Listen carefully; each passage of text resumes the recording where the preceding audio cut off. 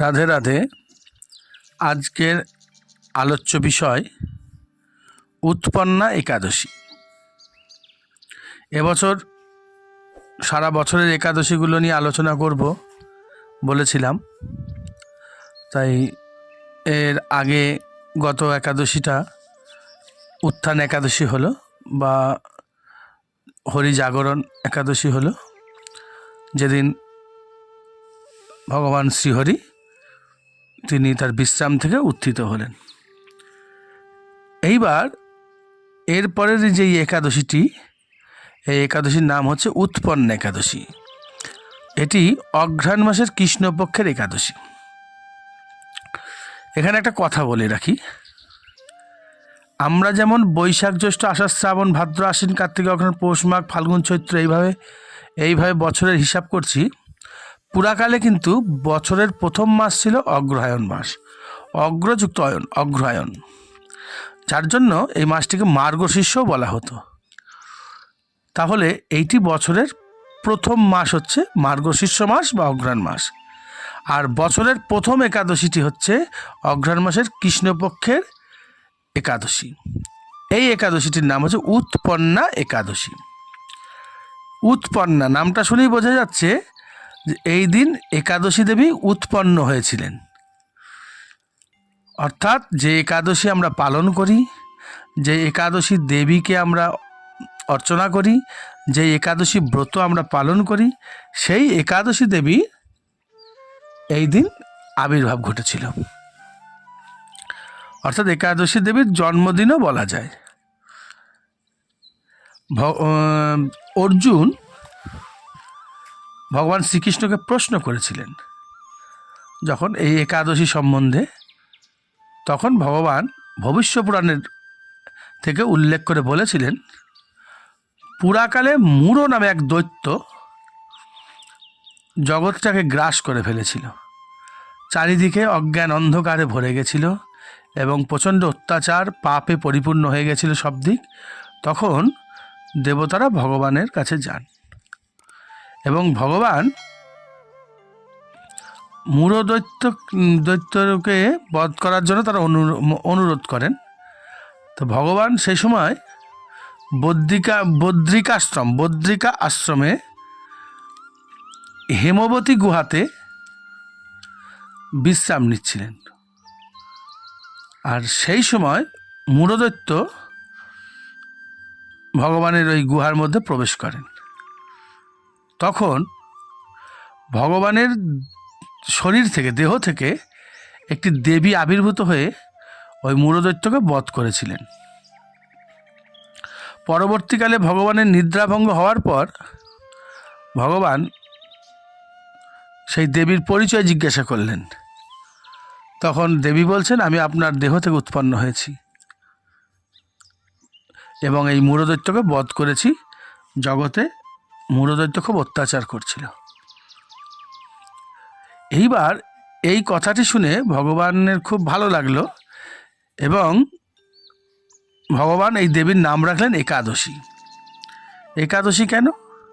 আমাদের 10টি ইন্দ্রিয়, 5টি কর্মেন্দ্রিয়, 5টি জ্ঞানেন্দ্রিয়, চক্ষু কর্ণ নাসিকা জিহ্বা ত্বক, এই 5টি জ্ঞানেন্দ্রিয়, আর বাক পানি পাদ পায়ু উপস্থ, এই 5টি হচ্ছে কর্মেন্দ্রিয়।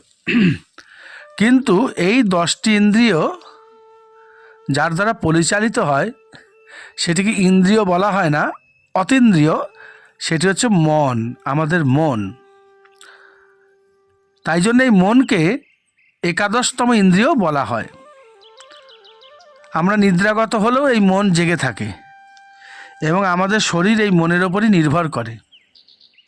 শরীর মনের ওপর নির্ভর করে, মন শরীরের ওপর নির্ভর করে, দুজন দুজনের পরিপূরক। ভগবান যখন শুয়েছিলেন, ভগবানের 10টি ইন্দ্রিয় বিশ্রামে চলে গেছিল, কিন্তু একাদশতম ইন্দ্রিয় মন জেগেছিল।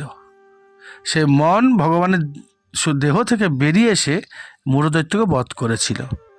তাই স্বাভাবিকভাবেই এই দেবী একাদশী নাম হওয়ার দরকার, কারণ একাদশী যেহেতু একাদশতম ইন্দ্রিয়। আবার সেই দিন তিথিটাও ছিল একাদশী। প্রতিপদ, দ্বিতীয়া, তৃতীয়া, চতুর্থী, পঞ্চমী, ষষ্ঠী, সপ্তমী, অষ্টমী, নবমী, দশমী। দশমী মানে 10, একাদশী তিথি মানে 11তম তিথি। তো 11তম তিথি এবং 11 নম্বর ইন্দ্রিয়, এই দিনে এই অঘ্রাণ মাস, যাকে মার্গশীর্ষ মাসও বলা হয়, সেই কৃষ্ণপক্ষের একাদশীর দিন এই দেবীর আবির্ভাব ঘটেছিল। তাই এই দেবীর নাম একাদশী দেবী। এখন যেহেতু আবির্ভাব ঘটেছিল, সেই জন্য এই তিথিটাকে বলা হয় উৎপন্না একাদশী। এই একাদশীটা উৎপন্না একাদশী, এবং জানতে হবে যেটা এটা প্রথম একাদশী। তা এই একাদশীর দিন যদি একাদশী পালন করা হয়, তাহলে বহু জন্মের পাপ কেটে যায় এবং অনেক অনেক পুণ্য ফল আছে। গোদান, কন্যাদান, ভূমিদান, যজ্ঞ ইত্যাদি যে পুণ্য কাজ করা হয়, সেই সমস্ত কর্মের থেকে শত সহস্র গুণ ফল লাভ করে যে এই একাদশী পালন করে। তাই একাদশীটি অবশ্যই সকলের পালন করা কর্তব্য। আর এই একাদশী না, সমস্ত একাদশীতে অন্ন গ্রহণ করতে নেই। অন্ন বলতে পঞ্চশস্য, এবং মধু খেতে নেই। সবথেকে বড় কথা, কাঁসার পাত্রে দিন আহার করতে নেই। যে কোনো পাত্রে খান, কিন্তু কাঁসার পাত্রে একাদশী দিন আহার করতে নেই।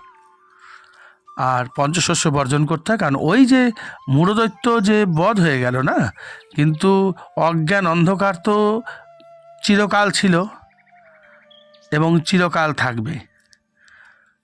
তাই জন্য ওই মূঢ়দৈত্য কিন্তু ওই একাদশীর দিন, একাদশীর ভয়ে, সশরীরে নয় অশরীরে এই অন্নের মধ্যে প্রবেশ করে বসে থাকে।